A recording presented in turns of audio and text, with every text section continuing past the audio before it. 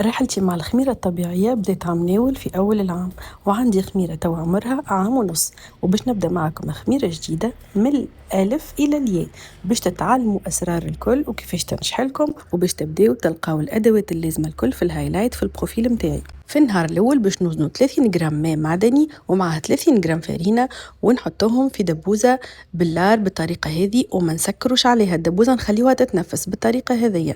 نتعداو للنهار الثاني، شوفوا ما فما حتى رياكسيون، نحطوا 30 جرام ماء و30 جرام من الخليط اللي حضرناه قبل بالنهار، والباقي راهو نستغنيو عليه.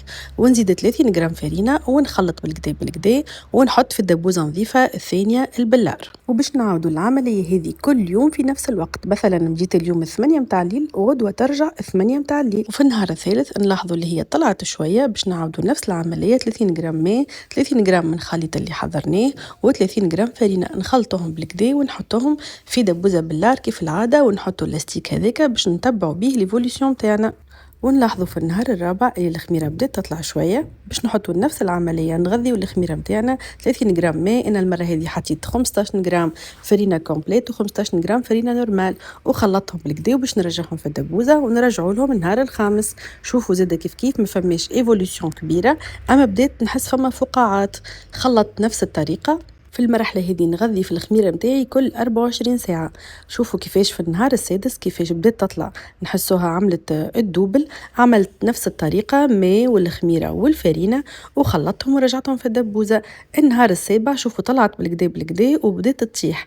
أبارتيغ من النهار هذا باش نوليو نغذيوها مرتين في النهار، وباش نوليو نحطوا 60 جرام ماء، 60 جرام فرينة، و30 جرام من الخميرة اللي حضرناها في الأيامات الفايتة. وأبارتيغ من النهار هذا تنجموا راهو الفائض متاع الخميرة تعملوا به برشا وصفات، لوجوا على الانترنت ولا انا تو نشارك معكم مره شنو تنجموا تعملوا به. شفتوا ليفوليسيون في النهار الثامن بريسك فوا 2 ولا فوا 3.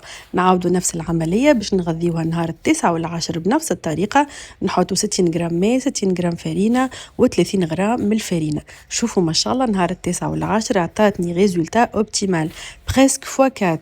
وتوا الخميره نتاعنا راهو نجموا نعجنوا بها، اما باش تعطينا ريزولتا طياره لازمنا قد ما نقدروا نغذيوها. معناها نجموا نقعدوا نوصلوا حتى لشهر باش تعطينا نسبة حموضة باهية وتخمر في ساعة بشكل ثابت، والخبز متاعنا يعلى برشا في الفور. شوفوا هذه الخبزة سوردو تاعي بالخميرة اللي عملتها، اللي عمرها عام ونص توا. اسمعوا لي، بالحق احساس ما نوصف الكمش كي تنجح لي هكا ونحسها طريه، خاصه كي تجي هذه الفوقانيه الكروت تقرمش وميم طون طريه مش يابسه. شفتوا؟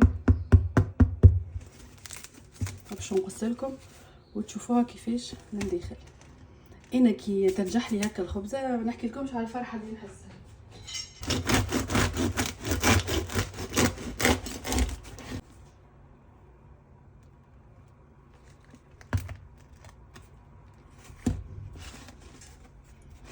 انا هذه عملتها بالجلجلين والشيا، وفيها سينوج. شوف تنزل هكا هوب تطلع. شفتوا؟ وفيها الفارين كومبليت زدرا. نحكي لكمش قداش خفيف. بالحق نتمنى اللي الكلكم تتشجعوا تعملوا الخميره باش تعجبكم برشا، والنتيجه نتاع الخبز كهو. تو نخليكم ونقول لكم صباح الخير.